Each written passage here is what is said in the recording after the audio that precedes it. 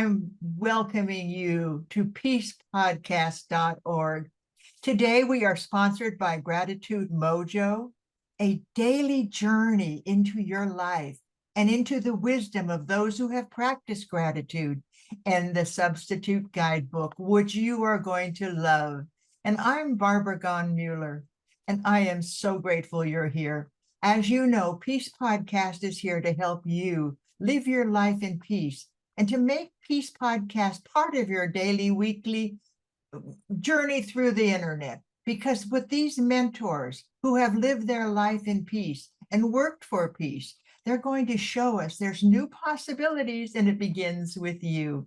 And today our guest is Joyce Wycoff, a dear, dear friend. She has helped me because of her Gratitude Mojo journal. I use it every single day, and sometimes I only write 3 words in it. I love my life. And it reminds me that my life is my precious gift to the world. And that's what I get when I work with Joyce. She is an author, an artist, and I'm not kidding, artist. I have her art all over my house because it is so beautiful and it reminds me of why I'm alive. And an avid Substack newsletter writer who believes that peace is born out of gratitude. And I'm going to second that. Peace is born out of gratitude. And as you listen to Peace Podcast, I want you to remember that you are the peace other people need. So Joyce, welcome. Thank you. Did I say Wycoff when I began? Because you are Joyce Wycoff. Yes, you did. Very well. Thank you. So many people in her past are starting to discover her again. If you live long enough, the work that you do will come back to you. And now Joyce isn't an old lady, but she's had many years of experience, as have I. I know because I traveled on the journey with her. On the journey with her. So Joyce, how has your life history prepared you for expressing peace? Yesterday when I called her up, I said, you know, Joyce, you're one of the peacekeepers that I admire because you express peace in 3 different ways: art, writing, and words on internet. So how has your history prepared you for expressing peace? Well, that's a really interesting question, and I'm glad you gave it to me a little bit in advance so I could think about it. And I sort of had to roll the clock back to the 60s, where the Vietnam War was starting to take place, and I became somewhat of a peace act or an anti-war activist, basically just by putting flowers on my car and anti-war stickers on. And I wound up marrying a Marine who went to Vietnam. And when he came back, he was a completely different person. He actually had a lot of health issues. And so I became much more of a anti-war person. And I watched us go through many of these wars. And I don't think it actually happened until I met you that I sort of made the transition from being an anti-war person to being a peace person. And I think that's what really put me more into that category was when I started practicing gratitude. And I've actually now written 2 gratitude journals and practiced probably for almost 10 years, pretty intensely, gratitude. And what I've discovered is gratitude is sort of that foundational piece of peace. So from gratitude comes generosity, from gratitude comes a healthier look at life. And I realized at some point that there has been no war ever started because of somebody's gratitude for their life or for anything around them. Wars always start from a lack of gratitude. And a lot of us talk about what can we do to, end war, what can we do to make the world more peaceful, etc. And I think one of the basic things we can all do is be grateful for everything around us, for the sunshine, for air, for our planet, for our families, everything. And it's been actually fairly recently. I tend to be a mental person, so I'm a writer, and I stay in my head a lot. And it's only recently I thought, gratitude really isn't about thinking. It isn't about thinking, oh, I'm grateful that I've got food today, or I'm grateful that I've got a family. It's really about feeling. And I believe that if we get into that feeling state of gratitude, things change. And that's what I'm so respectful and appreciative of the work that you do, because I think you're not a thinking, I mean, you are a thinking person, obviously, very smart woman, but you come from your heart.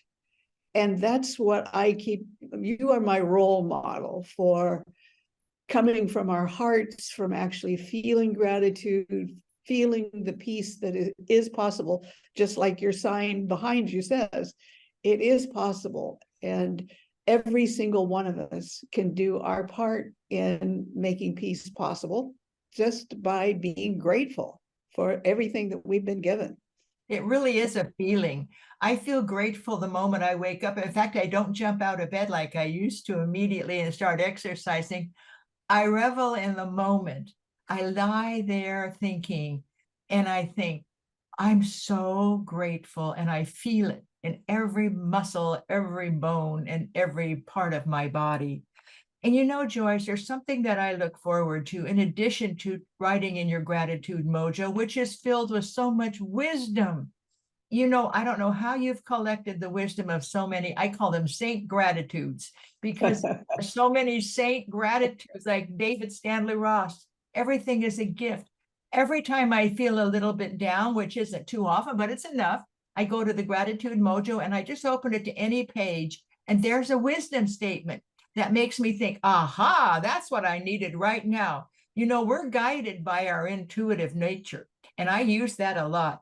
And there's one thing I look forward to, in addition to all of your art, which surrounds me in my home, in addition to the beautiful words you write, in addition to the miracle of gratitude, it's the 17th of each month. You're the only person I know who has a day dedicated to, why don't you finish that sentence? I have the 17th of each month dedicated to. Okay. Well, it's something that has evolved over the years. And, you know, I've got enough years in me that it makes sense to start thinking about the fact that life is going to end for each of us. And so probably about 10 years ago, I thought I need to think about this more officially. You know, I need to practice thinking about how I live my life and the fact that it's going to end. So my birthday is December 17th. So I picked the 17th of June as a day when I would basically celebrate the fact that I'm going to die. And by celebrating, that meant really looking at my life and was I living my life the way I wanted to live. And that went along for a while, and I got a few years older and I thought, this isn't enough. So now the 17th of every month, I write myself a love letter to my life. And that's been going on for a little over 5 years now. When I first started that, I thought, well, this is going to be interesting if I only get one love letter out and then I die, and this is not going to be a very long process. But I just wrote love letter number 63 to my life. And it really has changed the way I think about life, which is what it was supposed to do. Because every month I'm thinking, I've just been given another month to live my life, to do what I want to do, to be the person and to try to become the person I want to be. And I just think it's a remarkable process that I think more people could do. I live in I've moved to a retirement center. And so a lot of the people that I'm surrounded by are the not old people. Actually, they are old. We are all old.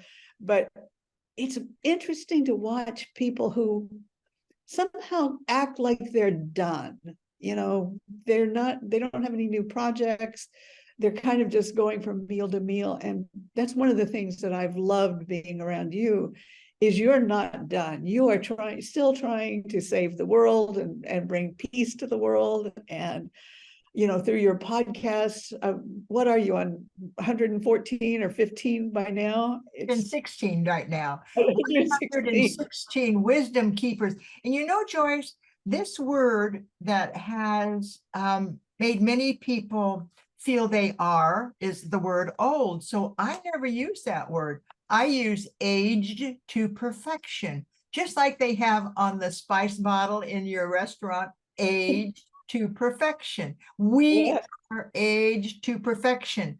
And when I discovered that, I was working on a workshop for these 5 men in Santa Barbara who were wisdom keepers. And we couldn't think of a title for the workshop. 5 old men talking about the wisdom they've gained sounds boring, but we were at breakfast and I saw this spice bottle in front of me and it said, age to perfection. For Ellen, that's the title of our workshop, Age to Perfection. Now we have this workshop all the time with some of the wisdom keepers of Santa Barbara. And maybe your group of people need to hear about being aged to perfection. And you That might help. just might help because we're not done. We're still here and we still have dreams and things that we can fulfill.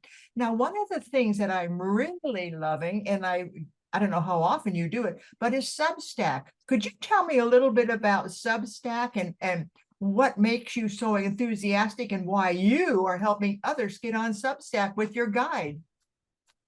Yes, I love Substack and I love being able to talk about it because it's basically it's sort of a simple thing, but sometimes simple things have big repercussions. And I think this is one of the things that's going to change the way we look at the world. And that's because Substack is basically a platform for people who want to write newsletters. The difference, there's several differences. One of them is its business model is set up so that any writer who wants to write can go on Substack and start a newsletter for no cost. So basically, all these people out in the world who've been sitting there in their homes saying, gee, I want to be a writer, but nobody wants to publish me, blah, blah, blah. So now they can go on and they can start their own newsletter and get their voices out to the world. So we have amazing voices that would never be heard otherwise. And in today's world, when the media is definitely challenged because it's being bought out by billionaires. So it's like this, the publishing industry has been like a funnel where this great big huge amount of stuff comes in and there's these people in charge who only let drips come out, and the drips come out as books or television programs or something. Now we've opened that up and said anybody who wants to say something to the world has a way to say this. And I've been on it for a little over a year now. And I have found the most amazing writers that I would never, ever see. So basically, anybody who just wants to read some new voices can go to substack.com and read. Or if you want to write, you can go to substack.com and sign up to be a newsletter publisher.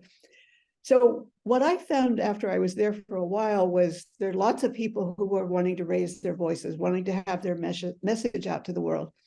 But they weren't particularly technology savvy. And this isn't high technology by any means, but they needed a little bit of help knowing how to package their information in a way that people would want to read it. So that's my new job. I am now a Substack mentor, and I'm trying to put together information that will just help people do a better job of getting their voices out there. Well, if they wanted to just read what you wrote, how would we do that?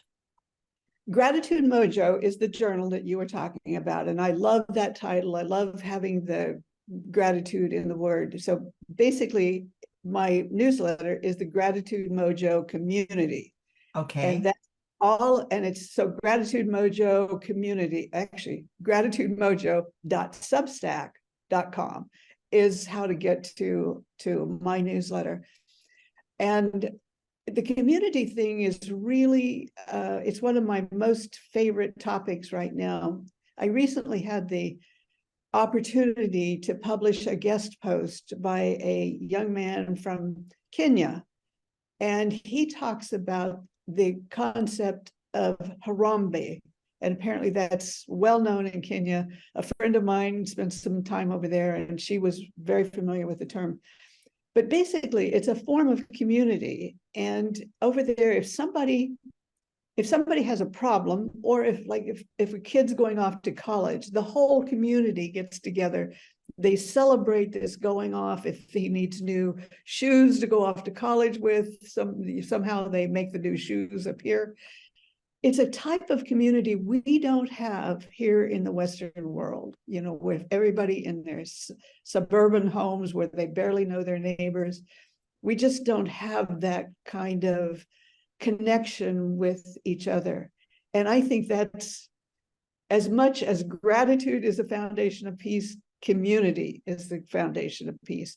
And we've got to get to a point where our community isn't what's just outside of our homes. It's not even our countries. We've got to start thinking as a community, a world community, a universal community, so that we take care of our planet, we take care of our people, we take care of everything that makes life worth living. I love that. And I love it because I use Zoom to build my communities. Right. On peacepodcast.org, I'm president of the United Nations Association. It allows me to have these Zoom meetings, creating community, and nobody has to leave the comfort of their chair and their desk, and they don't have to get in the car and drive 25 miles. We have a community of like-minded people, and we need that today. There's so much opposition out there. I remember when I was in high school, we had a slogan, united we stand, divided we fall. And maybe community is the answer here. You don't have to stand divided. You have to stand in honor of our old world. And that's what I want everybody to understand, that I believe that when the world works together, it doesn't matter about nationality or boundaries. It's a world working together for peace. And if that becomes our motto, we can do this. We can do this. Joyce, do you have a last word you'd like to leave with us today? Because I know they're going to all go to your Substack and learn more about you. But what is your piece of peace that you want to leave with us today? And then give us your website at the end. Okay. Well, I think it would be a rehash. I do believe that practicing gratitude is probably the number one best practice. It's a mindfulness practice, it's a body practice, it's a heart practice. And the more people can just stop and think about what they're grateful for, all the gifts that we've been given. I was writing yesterday about the upcoming equinox, where basically the sun crosses over the equator, and all the day and the night are in balance. And I thought, we don't stop often enough even to say thanks for the sun that we have, because we always know it's going to be where it is and it's doing what it should be doing. So we take it for granted. We just need to really stop and think about the things that are really critical in our lives and be grateful for them. And then the second one is community. So I think if we could figure out a way to enlarge our community and to be there. The guy that did the guest post for me had this saying that if you're in Kenya and you have trouble, there's always somebody there to help you. I mean, wouldn't that be a wonderful world to live in if we knew that there was always somebody to walk us through any problems that might come up? So gratitude and community, I think that just sort of boils it all down into what I think we need to do. And your website is? My website is basically gratitudemojo.substack.com. Gratitudemojo.substack.com. Right. You have listened to Joyce today. You may have noticed there's an enthusiastic core that goes through Joyce. The minute she talks about her writing, the minute she talks about the art, and her art is absolutely amazing. And she didn't come to art just because she's an artist. She came to art by learning some techniques that allow her to translate what she photographs into a piece of art. It's an amazing, I think that's your next course you have to teach, how to transform the pictures that you take into a piece of art. Everything we do is art. And so anyway, with that, I thank you, Joyce. I thank you for being my guide through a I can count on you. If something goes in my life that I don't like, I call you up and we have a conversation. And it's just beautiful to have somebody who's on the same page. I hope you'll find a partner to listen to this podcast with and go to visit Joyce at her website. And also, her amazing work is so profound that once you start to get into gratitude, you'll see why she's so enthusiastic about Substack, which is one of our sponsors today. And we thank them with our heart for bringing the voices of the people together in a way that isn't edited, biased, or profoundly wrong.